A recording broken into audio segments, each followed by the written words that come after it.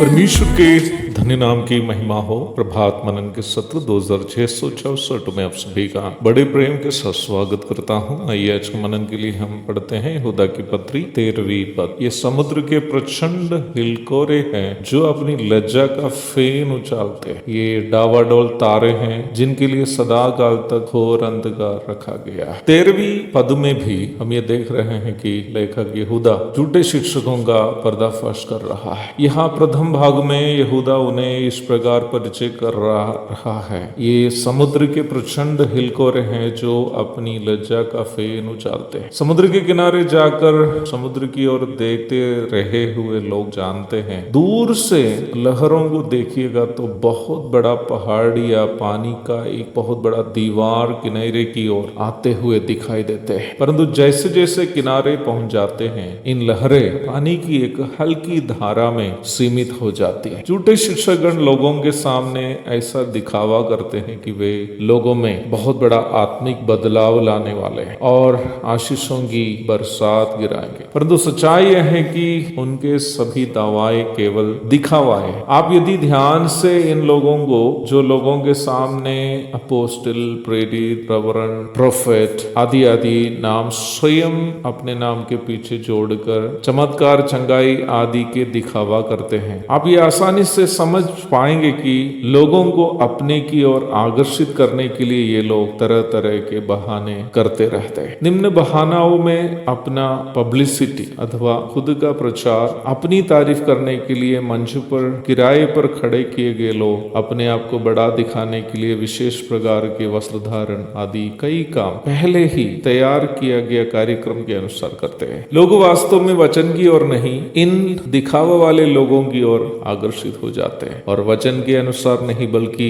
इन स्वघोषित अगुओं के अनुसार नाचने लगते हैं। हो सकता है कि आपके अंदर भी अभी एक सवाल उत्पन्न हुआ, ब्रदर, इन चंगाई सभाओं में कई लोग चंगाई प्राप्त करते हैं ना, फिर आपकी समस्या क्या है? लोग यदि चंगाई आदि प्राप्त करें परंतु उद्धार प्राप्त नहीं करे तो ये उनके लिए एक बड़ी समस्या ही है। इस प्रकार वचन के विपरीत माध्यमों से अथवा दुष्टात्मा की ताकत से चंगाई, चमत्कार आदि करने वालों के बारे में प्रभु ने स्वयं ये कहा है कि उनका इससे लोगों के साथ कोई संबंध नहीं है। मत्ती 7:22-23 पढ़िए। प्रभु से प्रार्थना करने से प्रभु अपनी इच्छा के अनुसार आज भी किसी भी व्यक्ति को चंगाई दे सकता है और किसी के भी जीवन में वह चमत्कार कर सकता है। परंतु फ्लक्स और बैनर लगाकर खुद को चंगाई या चमत्कार करने की विशेष क्षमता है करके दावा करने वालों से बच कर रहना जरूरी है, क्योंकि वे लोग चंगाई चमत्कार को बेचकर खाने वाले,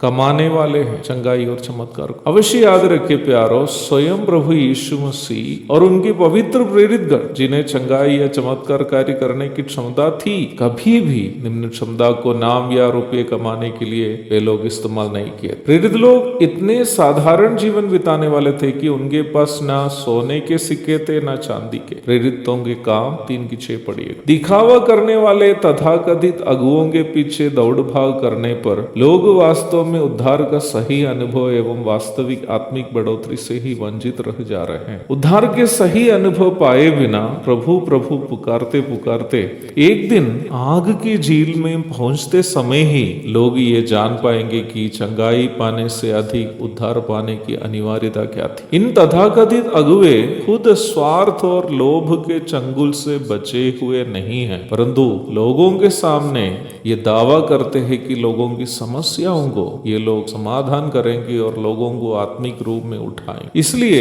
यहूदा लिख रहा है कि ये लोग अपनी ही लज्जा का फेन उछालने वाले। इसी पद के दूसरे भाग में इन झूठों पर आने वाला न्याय की और रेखा की इशारा करते हुए आप देख सकते हैं। प्रभु की इच्छा हुई तो उस पर हम कल चर्चा करेंगे। तब तक के लिए आपसे विदा हो जाता हूँ। प्रभु आप सबको आशीष दे।